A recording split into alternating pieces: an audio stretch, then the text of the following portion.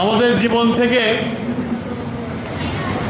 শেখ হাসিনা 20টা বছর কেড়ে নিয়েছে। 11-11 সৃষ্টি হয়েছিল বিএনপিকে ধ্বংস করার জন্য। সেই জন্যই তারা তারেক রহমানকে গ্রেফতার করেছিল, আমাদেরকে গ্রেফতার করেছিল এবং আমাদের প্রত্যেককে মানসিকভাবে নির্যাতন করেছিল। কিন্তু নির্যাতন করার পরেও, শত প্রলোভন দেখানোর পরেও তারেক রহমানকে তাদের কবজায় আনতে পারে নাই, তেমনি তার কর্মী হিসাবে আমাদেরকে তারা ক্রয় করতে পারে নাই। পরে আমাদেরকে বিভিন্ন মেয়াদে জেল দিয়েছে। জেল দিয়েও আমাদের মাথা নত করতে পারে নাই। আমরা মাথা উঁচু করেছিলাম। মাথা উঁচু করেছিলাম বলে আজকে বিগত নির্বাচনে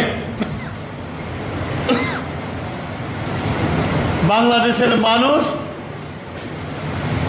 পরিষ্কার ম্যান্ডেট দিয়েছে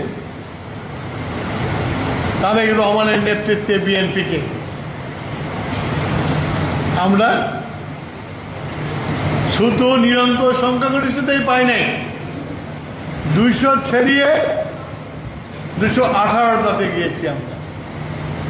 এবং অনেক জায়গায় আমাদেরকে 700-800 ভোটে হারিয়ে দেওয়া হয়েছে। সেগুলো যোগ হলে 220 ছাড়িয়ে যেত। তো মানুষের আস্থা আমাদের প্রতি রেখেছে, সেই আস্থাকে মূল্যায়ন করাই হচ্ছে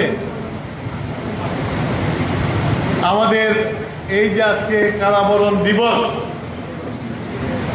সেই দিবস সার্থকতা হবে। তো আমরা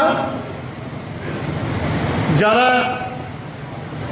তারেক রহমান সাহেবের নেতৃত্বে এই সরকার পরিচালনায় এসেছি, আমরা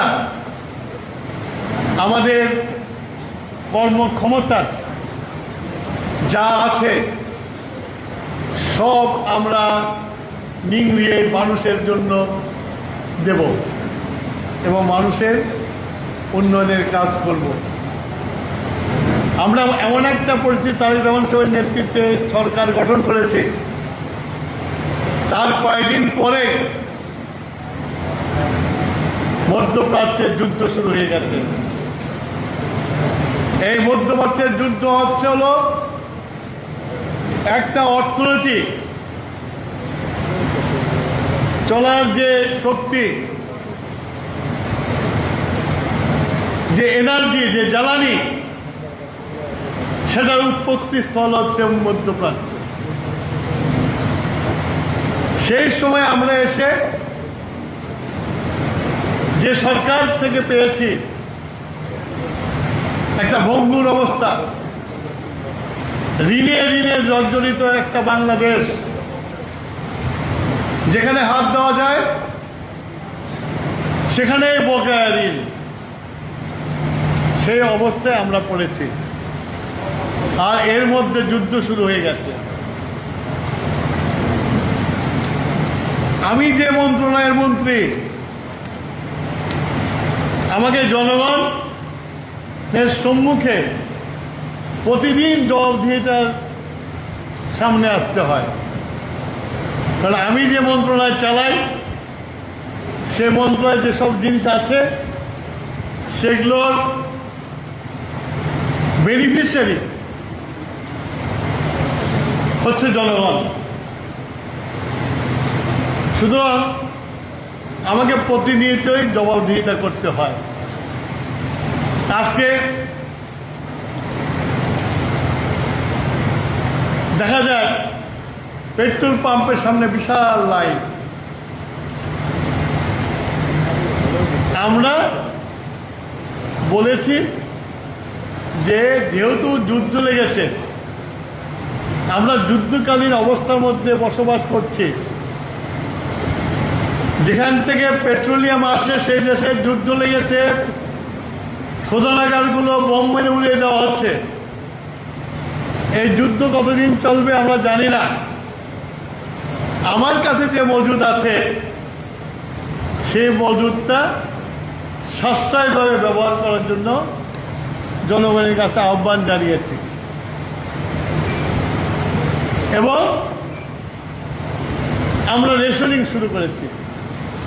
কারণ আমরা কেউ জানি না যুদ্ধ কবে শেষ হবে, সেই জন্য সব একবারে খেয়ে শেষ করার চেয়েতে চলার মতো ব্যবস্থা করে যদি আমরা চলি তাহলে আমরা দীর্ঘদিন চলতে পারব। গতকালকে বলেছি আমি যে আমার মজুদ আছে কিন্তু রেশনিং করে চলতে হবে। যেসব জাহাজ আটকে গেছে, যেসব জাহাজ মধ্য সমুদ্রে আছে, সেগুলো আস্তে আস্তে যেন আমার এই মজুদে কোনো হাত না পড়ে। অলরেডি আজকে দুপুর 11টায় একটা জাহাজ নোঙর নিয়েছে এবং আর একটা জাহাজ 2টোর সময় নোঙর নেওয়ার কথা। তাহলে এই 2টা জাহাজ এসে তেল ডেলিভারি করার পরে আমার মজুদটা আরও বাড়বে। কিন্তু এর অর্থ এই নয় যে আমরা যাচ্ছে তাই ভাবে খরচ করব। আমরা রেশনিংটা আমরা চালিয়ে যাব। আমার বিদ্যুৎ উৎপাদন করতে যে তেল লাগে, যে গ্যাস লাগে এবং বিদ্যুৎ সব সময়ের জন্য চালু রাখা আছে এবং পরিষ্কার বলা আছে ইফতারির টাইম, তারাবির টাইম, সেহরির টাইম, এই 3 টাইমে কোনো রকম লোডশেডিং হবে না। আল্লাহর রহমতে আমরা 20 দিন হলো ক্ষমতায় এসেছি, একটা ভঙ্গুর অবস্থা জেনাগ্রস্ত সিস্টেমকে পেয়েছি।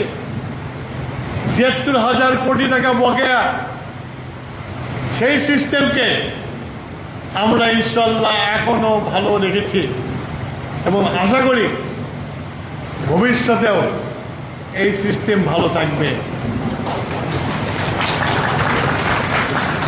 সুতরাং এসব করার জন্য আমাদেরকে সরকারের দেওয়া হয়েছে, যে জনগণ আমাদের ভোট দিয়েছে তাদের কাছেও আমাদের আবেদন থাকবে, তাদের সহযোগিতা দরকার। জনগণের সহযোগিতা না থাকলে সরকার স্মুথলি রান করতে পারে না। আর একটা ভয় মানুষের মধ্যে, বিরোধীরা আতঙ্ক ছড়িয়েছে যে আমরা হয়তো এই যুদ্ধের কারণে বিদ্যুৎ এবং জ্বালানি তেলের দাম বাড়িয়ে দেব। আমি কালকে আশ্বস্ত করেছি যে আপাতত আমরা বিদ্যুতের দাম বাড়াচ্ছি না। সুতরাং দাম বাড়বে বলে ভয়ে তেল ভরে মজুত করবেন, এটা ঠিক হবে না। তেলের অভাব নাই, কিন্তু রেশনিংটা চালু রাখতে হবে। আমরা জানি না ওই যুদ্ধ কবে বন্ধ হবে। এটা এখন বাংলাদেশের সবচেয়ে বড় ইস্যু, একটা ইস্যু। আবার চোরাচালানিরা চোরাচালানি করছে, ব্ল্যাক মার্কেটেরা ব্ল্যাক মার্কেট করছে। এইসব ব্যাপারে সবাইকে সজাগ হতে হবে।